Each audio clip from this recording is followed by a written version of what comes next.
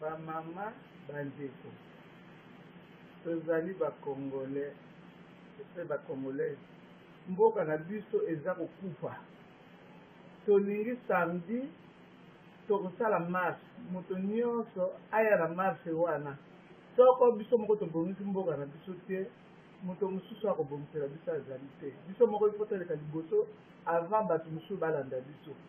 toza kosenga na bino pardon mingi samedi bozala ebele tosala marche po tokoka kosikola mboka na biso eza na kati ya likama boya ebele boya soki boye te eza mawa mingi soko biso moko tobongisi te moto mosusu azali te bamama batata bandeko na ngai boya ebele samedi tokutana tosala marche mpona mboka na biso mboka ekokende na kokufa boya totelema tosala marche moto azanga te boya ebele.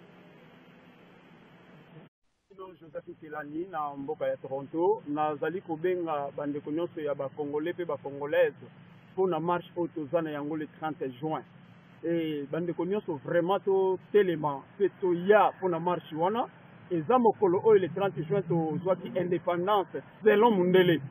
donc eza bien lelo tombula oyo totelema biso nyonso mpo todéclare indépendance totale ya Congo donc le 30 juin toya Bible lobi na biso nzamba lobaki na Josué chapitre 1 verset 6 abi ete na nzela na yo Josué telema zala mobali zala makasi po ete na nzela na yo ngai nzambe na kopesa mabele oyo nalakaki na papa na bango na bana na bango donc mabele oyo nzamba lalakaki mpona biso bana tobotami na bana na biso na nzela na yo congolais na nzela na yo congolais nzamba kokokisa yango soki biso totelemi donc tozala